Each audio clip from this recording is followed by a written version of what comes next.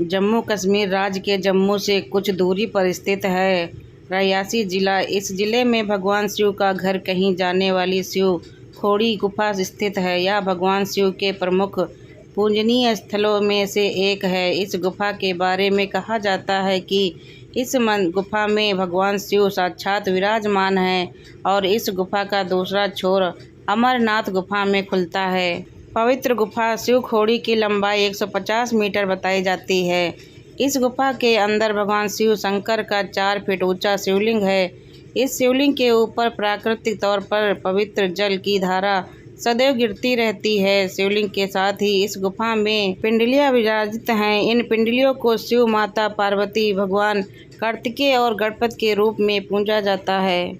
आस्था है कि पिंडलियों के रूप में गुफा में विराजित परिवार सहित शिव दर्शन करने पर अपने भक्तों के सभी मनोरथ पूर्ण करते हैं। धार्मिक कथा है कि इस गुफा को स्वयं भगवान शंकर ने बनाया था। इस गुफा को बनाने का कारण भस्मासुर को सबक सिखाना था। पौराणिक कथा के अनुसार भस्मासुर ने घोर तप कर भगवान शिव को प्रसन्न किया। उसने शिव जी से वर मांगा कि वह जिस किसी के सिर पर भी हाथ रख दे वह भस्म हो जाए।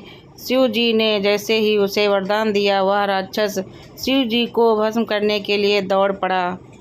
भस्मासुर से बचने के लिए शिव जी को उससे युद्ध करना पड़ा था। रणसु या रंसु वही जगह है जहां भगवान शिव और भस्मासुर के बीच भीषण युद्ध छिड़ा। इस रण युद्ध के कारण ही इस क्षेत्र के नाम रण पड़ा। युद्ध के दौरान भस्मासुर हार मानने को तैयार नहीं था और शिव जी उसे मान नहीं सकते थे, क्योंकि खुद उन्होंने ही भस्मासुर को अभय का वरदान दिया था। भस्मासुर से पीछा छुड़ाने के लिए भगवान शिव ऐसी जगह की तलाश करने लगे जहां भस्मासुर उन्हें ढूंढ न पाए। तब शिव जी ने पहाड़ों के बीच एक गुफा बनाई और उसमें छिपे खुद शिव जी ने ही उस गुफा का निर्माण किया। वह शिव खोड़ी गुफा कहलाती है। भगवान शिव को इस तरह गुफा में छिपा देखकर भगवान विष्णु ने मोहिनी का रूप धारण और भस्मासुर के रिझाने के लिए उसके समीप पहुंच गए। मोहिनी का रूप देखकर भस्मासुर सब कुछ भूल गए और प्रेम मग्न होकर मोहिनी के साथ नृत्य करने लगा। नृत्य के दौरान उसने खुद के ही सिर पर हाथ रख लिया और हाथ रखते ही भस्म हो गया। भस्मासुर के खुद को ही भस्म कर लेने के बाद भगवान शिव गुफा से बाहर आए। शिव जी द्वारा निर्मित की गई इस गुफा का अंतिम छोर दिखाई नहीं देता है।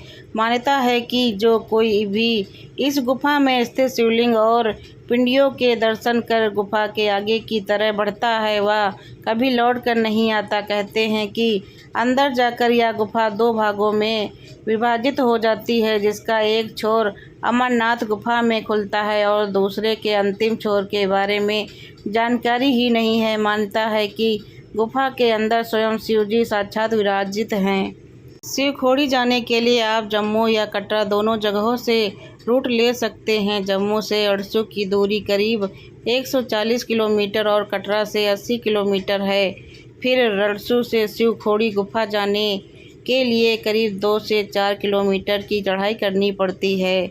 जिस लोगों को पैदल चलने की दिक्कत हो वे खच्चर ले सकते हैं।